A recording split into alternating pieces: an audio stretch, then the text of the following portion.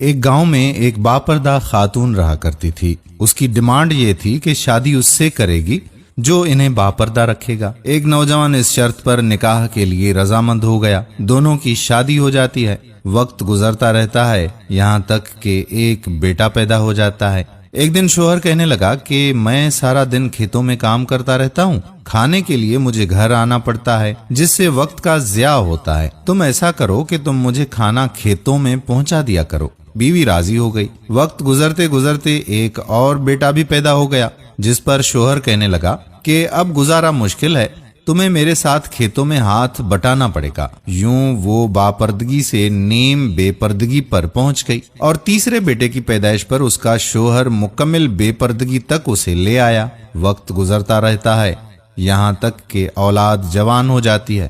ایک دن یوں ہی بیٹھے بیٹھے شوہر ہنسنے لگتا ہے، اور بیوی شوہر سے ہنسنے کا سبب پوچھتی ہے تو کہتا ہے کہ تو بڑا پردہ کرتی تھی، آخرکار تیرا پردہ ختم ہو ہی گیا نا، کیا فرق پڑا پردے اور بے پردگی کا؟ زندگی تو اب بھی ویسی ہی گزر رہی ہے۔ وہ بولتی ہے کہ ایسا کرو، تم ساتھ والے کمرے میں چھپ جاؤ، میں تمہیں پردے اور بے پردگی کا فرق سمجھاتی ہوں۔ شوہر کمرے میں چھپ جاتا ہے۔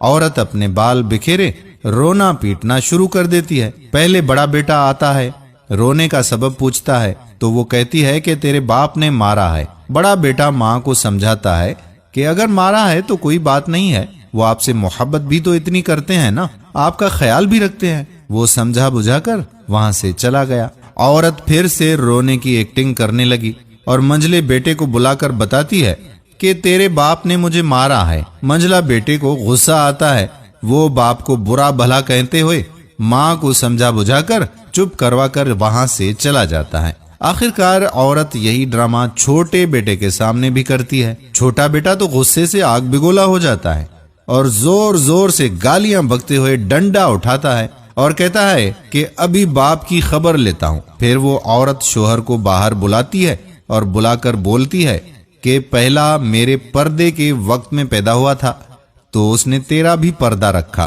دوسرا نیم پردے کے زمانے میں پیدا ہوا تو تیری آدھی لاج رکھ لی، جبکہ تیسرا جو مکمل بے پردگی کے زمانے میں پیدا ہوا تو وہ مکمل طور پر تیری عزت کا پردہ اتارنے لگ گیا ہے۔ دوستو، جو ہماری بہنیں یہ کہتی ہیں کہ پردہ تو نظروں کا ہوتا ہے، یہ ان کے لیے سبق آموز ویڈیو ہے۔ اگر ویڈیو پسند آئی ہو تو لائک بھی کریں، شیئر بھی کریں اور کمنٹس بھی ضرور کیجیے گا۔ آنے والی ویڈیو تک